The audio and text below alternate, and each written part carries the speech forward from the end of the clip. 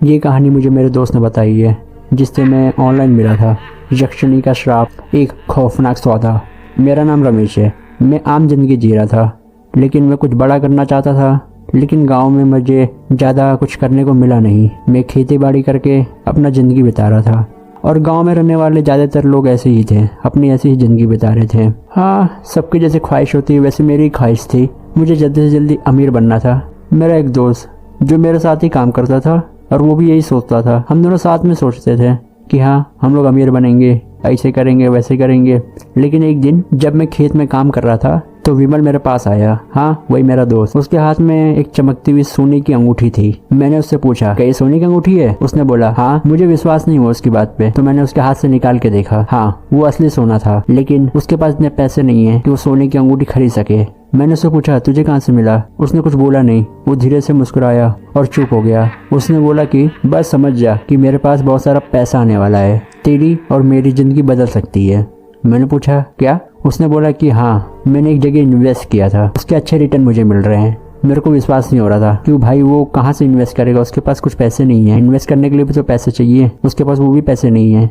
लेकिन उसके हाव भाव बदल चुके थे। उसकी बातों में, उसके एक्शन में, उसके बोलने के तरीके में अलग सा एटीट्यूड दिख रहा था, जैसा वो पहले नहीं था। जैसे किसी को कुछ मिल जाता है ना, और वो छुपा के रखता है, लेकिन वो बताता नहीं है, पर उसके बिहेवियर में दिखने लगता है कि हाँ, उसे कुछ मिला है, कि कुछ तो हुआ है। जैसे कुछ लोगों की लॉटरी लगती है ना, वो लोग छुपाने की कितनी भी कोशिश कर लें, लेकिन सबको पता चल जाता है कि वो लोग उस तरह से एक्ट करने लगते हैं। लेकिन मुझे इतना समझ आ गया था कि वो अब पहले जैसा नहीं है, कुछ तो अलग है। लेकिन कुछ दिन बाद उसकी हरकत अजीब थी। वो काम पे आना जाना बंद कर चुका था। वो हमेशा काम छोड़ के गायब रहता। रात को भी उसका कुछ पता नहीं चलता, और सीधा अगली सुबह आता बहुत सारे पैसों के साथ। मैं देख के हैरान था, भाई ये चोरी वोरी तो नहीं कर रहा है ना? कि हरकत देख के मालूम पड़ रहा था कि चोरी वोरी का मेरे को सीन लग रहा है। भाई सच सच बता, कहाँ से ला रहा भाई पैसा? पहले तो उसने मेरी बात टालने की कोशिश की, और वो मुझे बता रहा नहीं था, लेकिन मुझे पूछना ही था कि भाई चोरी वोरी में फंस गया तो लग जाएगी वाट। फिर वो बोलता है, अगर तुझे सच जानना है तो मेरे साथ चल। लेकिन उसने बोला कि जो भी तू देखेगा वो उसके बारे में किसी को बताना मत, समझा? मैंने बोला हाँ ठीक है, अभी वो दिखाने के लिए तैयार हुआ है तो चलो देख ही लेते हैं। हम लोग उसी रात गांव से 5 किलोमीटर दूर पीपल का पुराना पेड़ था, हम लोग वहीं खड़े थे। पता नहीं वो किसका इंतजार कर रहा था। लेकिन थोड़ी देर बाद वहाँ एक तांत्रिक आया। हाँ, तांत्रिक, जिसके पूरे शरीर पे भभूति लगा था, और उसकी खौफनाक आंखें लाल लाल एकदम डरावनी है। रहते हैं ना साधु जो बहुत ज्यादा तपस्या करते हैं और बहुत अलग तरह से रहते हैं, वो वैसे ही था। वो आया और पीपल के पेड़ के नीचे बैठ गया। तांत्रिक बैठा और हमें घूर रहा था, और वो धीरे से बोला, ये जो तुम लोग कर रहे हो ना, ये विधि इतना आसान नहीं है। इसके चक्कर में तुम लोग फंस भी सकते हो। मुझे समझ नहीं आया कि भाई ये क्या बात कर रहा है, कौन सी विधि विधान की बात कर रहा है, ये मेरा दोस्त कहाँ फंसा हुआ है, मुझे भी समझ नहीं आया। जब मैंने अपने दोस्त विमल को देखा तो मुस्कुरा रहा था। फिर मेरे दोस्त ने तांत्रिक को प्रणाम किया, जैसे वो पहले भी मिल चुका है इससे, और उसने बोला, गुरुजी मैं इसे भी सिद्ध कर लूंगा, आप परेशान मत होइए। उसके बाद तांत्रिक ने मेरी तरफ देखा और बोला, अगर तुझे यक्षिणी की सिद्धि चाहिए तो तुझे 10 दिन तक साधना करनी होगी, और 5वें दिन तक तेरे साथ अजीब अजीब घटना होगी, लेकिन तुझे रुकना नहीं है। मैं ये करना नहीं चाहता था, लेकिन पैसा मुझे करना ही पड़ा। मुझे हर रात 10 बजे पीपल के पेड़ के नीचे जाके मंत्र का जाप करना था। पहले दूसरे दिन तो कुछ नहीं हुआ, कुछ फर्क नहीं पड़ा, लेकिन 5वें दिन के बाद अजीब चीजें होने लगी। रात के 3 बजे मेरे कमरे में एक अजीब सी ठंडक महसूस होती है मुझे। कभी कभी ऐसा लगता था कोई मेरे पास बैठा है, और कभी कभी मैंने कोई काले साये भी देखे, लेकिन मैं डरा नहीं, और मैंने उस सब चीज को नजरअंदाज किया। बोला कि जाने दो, जो होगा देखेंगे। लेकिन 10वें दिन पे जब मैं मंत्र का जाप कर रहा था, तो वहाँ अचानक से वहाँ एक लड़की प्रकट हुई, खूबसूरत। उसकी आंखें काली थी, और वो देखने में इतनी सुंदर थी कि पूछो मत। मैं उसे देखते ही जा रहा था, मंत्र छोड़ के मैंने सिर्फ उसे देखा ही गया। उसने मेरी तरफ देखा और बोला, तुमने मुझे सिद्ध कर लिया, अब तुम्हारी सारी इच्छा पूरी हो गई। उसी के अगले दिन मेरे हाथ में था पैसा। मैंने काम धाम सब छोड़ दिया, और रातों रात मेरे हाथों में गड्डी आने लगी। रोज रात को मेरे हाथ में गड्डी आ जाती, एक नोट की। मैंने वो पैसे को जमा किया, बिजनेस शुरू किया, और मेरी जिंदगी बहुत अच्छी चल रही थी। जैसी जिंदगी मुझे चाहिए थी, मुझे वैसी जिंदगी मिल चुकी थी। लेकिन एक रात यक्षिणी मेरे घर पे आई, और उसने मुझे उठाया, और उसने बोला कि अब तुम्हारी इच्छा तो पूरी हो गई, अब तुम्हें मेरी इच्छा पूरी करनी होगी।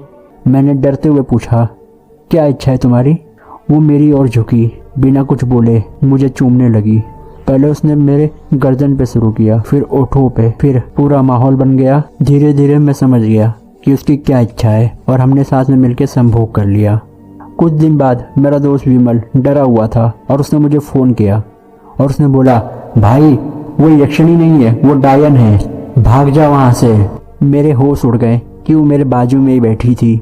जैसे मैंने उसको देखा, उसका रूप पूरी तरह से बदल गया। उसकी आंखें लाल हो गई, उसके बड़े बड़े नाखून आ गए और उसके दांत नुकीले हो गए और उसकी हड्डियां अजीब तरह से टूटते हुए आवाज़ कर रही थी। उसने मेरे गले पर नुकीले दांत मारे और बोली, अब तुम नहीं बच सकते। लेकिन उसने मुझे छोड़ दिया और अगली रात वो फिर से आई और वो गुस्से में थी और उसने बोला, तुमने मेरी पहली इच्छा तो पूरी कर दी, लेकिन अब तुम्हें मेरी दूसरी इच्छा पूरी करनी होगी।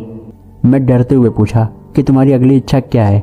उसने बोला, पड़ोस में जो औरत है ना, वो 8 महीने की प्रेग्नेंट है, मुझे उसका बच्चा चाहिए। ये सुन के मेरे पैरों तले जमीन खिसक गई कि ये क्या बोल रही है। और उसने बोला, अगर तुम नहीं लाओगे तो मैं खुद जाके लेके आऊंगी, लेकिन इससे तुम मर जाओगे।